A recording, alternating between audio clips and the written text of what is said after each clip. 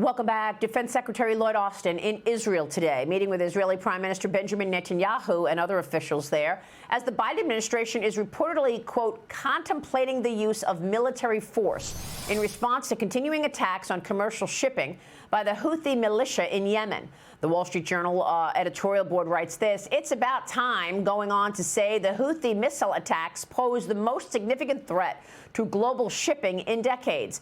A Norwegian ship was attacked in the Red Sea earlier today, U.S. officials blaming the Houthi-controlled territory in Yemen. The USS Carney also shooting down 14 attack drones launched by Houthis over the weekend. Joining me right now with more on all of this is the 70th Secretary of State and Fox News contributor, Mike Pompeo. Mr. Secretary, it's always a pleasure. Thanks so much for joining me this morning. Morning. Good to be with you, Maria. I want to talk about the U.S. telling Israel what to do in this war, but I'll get to that in a moment. Your thoughts on what the proper response to Iran is, because isn't Iran controlling these proxies like the Houthis who are attacking our military in the Middle East? Maria, this has actually been the great failure of this administration now for 3 years on, and it is today the fact that Israel, frankly, the Gulf Arab states, and certainly the United States is paying the price. They flipped the script from what we had done with Iran. We had a maximum pressure campaign. They've maximized the amount of money the Iranian regime has. That's a huge mistake. It's underwriting not only the atrocities that took place in Israel on October 7th by Hamas, but today, now almost 100 attacks on Americans from Iranian-backed terrorists in the region. It's really dangerous, Maria.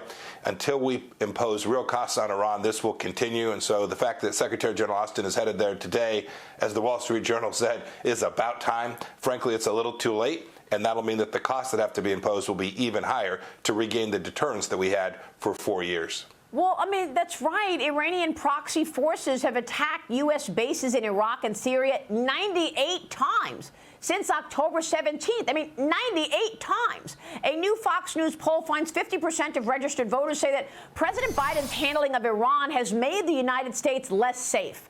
Only 12% said the opposite, Secretary. So, I mean, they've already enabled Iran to generate all these billions in revenue by relaxing those sanctions. Is it not too late? What can they do now to gain credibility of being so tough on Iran? Maria, it's not too late. It's never too late. It does get harder as time goes on, and you have demonstrated not only in this theater of action in Iran, but in Afghanistan, with respect to the Chinese Communist Party, more broadly, a deep global misunderstanding of America's place in the world and how to restore deterrence. Got a war in Europe, too. It's not too late. You can get it back. It's going to require determined action. I'm afraid the Biden administration will see any action that would actually deter Iran as risking escalation, and that's how we got here. You can't be afraid of your own shadow. You have to be clear about your red lines, and then you have to enforce them. This administration has routinely, broadly, all across the world failed to do that, and they have certainly made Americans less safe. We've seen what they've done to Israel. We know that the Gulf Arab states are less safe as well. It's a more dangerous place in the world today when America backs off from the simple truths. Well, it certainly feels like a much more dangerous place. My question is, why does the United States try to tell Israel how to deal with this war? They were attacked in an unprovoked attack by Hamas, and it seems that every day we're getting more indications that the Biden administration is trying to create a ceasefire, tell Israel how to deal with this war, tell Israel how to retaliate or not retaliate. Lloyd Austin is there today again, trying to talk with Benjamin Netanyahu. Is he trying to get Netanyahu to stop this war, ceasefire? Publicly, the administration has given full-throated support to Israel. I applaud that. But privately, they're trying to limit what they can do. In the same way, frankly, they've limited what the Ukrainians could do, right? The Ukrainians have been limited in the responses they could take, and that has caused this war in Europe to drag on. I read some reporting that Secretary Austin is going to give a time limit to this war on Israel. I pray that the Israelis will duly ignore him. We ought not be telling them what to do, and more importantly, what we're telling him is the wrong thing. They have to complete the mission. We can't set a timeline. We can't say, gosh, we're going to be out and done by a date certain or a time certain. We need to get the hostages home. We can never forget that they need to be back with their families. And then this terror risk to Israel and to the world needs to be eliminated. In the Gaza Strip, in southern Lebanon with Hezbollah, and more broadly, the Iranian regime needs to be deterred. Yeah, and so does the Chinese Communist Party. China is obviously also supportive of Russia. Then you got the Biden family right in the middle of the whole thing with accepting money from both countries. But I want to get your take on the trial this morning in Hong Kong. Apple Daily founder Jimmy Lai appearing in a Hong Kong court today for the start of his long-delayed national security trial, Secretary. It's expected to last 80 days. No jury here. Lai's case will be heard instead before 3 national security judges handpicked by the government. I guess that means the CCP. The hearing today focuses on legal arguments over a sedition charge. While Lai's lawyer argues the 6-month window for prosecution has passed, he wants the charges dropped. Lai faces life in prison if convicted in this case. And of course, he joined us on this program throughout 2020. And the last time he joined us was right before his arrest. Watch this. I expected I would have to go to jail, but I don't know when and for how long. But definitely I would not admit guilty, because for somebody who is determined to resist, I would never admit guilty.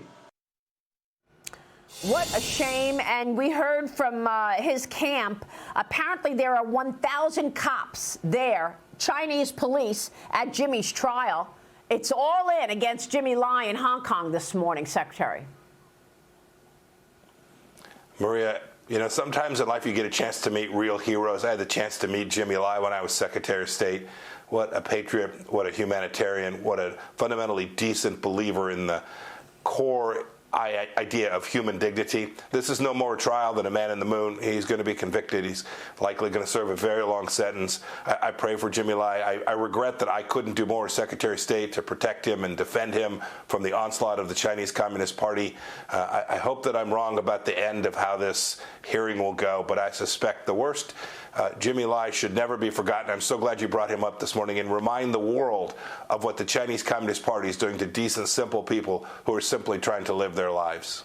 And they also came out with all these new rules when they marched into Hong Kong and started throwing freedom fighters in jail like Jimmy Lai. What do American investors and American corporations need to know about all these new rules coming out of the CCP, which basically enable them to be able to walk into any foreign company and raid the place? They've done it already a couple times, including to Bain. Yeah, Murray, we've seen this a couple times. My expectation is this will get worse until the administration begins to take this threat seriously. American businesses that are operating in mainland China and even in Hong Kong today are under threat. This national security law essentially lets the Chinese Communist Party grab anyone, search anything for any reason or no reason at all. I suspect this will continue. I suspect it will increase. And the risk not only of people like Jimmy Lai, but of others, Westerners, being held and detained and interrogated is only increasing as America fails to restore the very deterrence we spoke about earlier today. Yeah, really discouraging there. We'll be watching that. And, you know, it's incredible to me that the Hong Kong police have 1,000 police guarding the court where the trial is taking place in Hong Kong. Secretary, good to see you as always. Merry Christmas to you and family. Thank you. Merry Christmas, Maria. So long.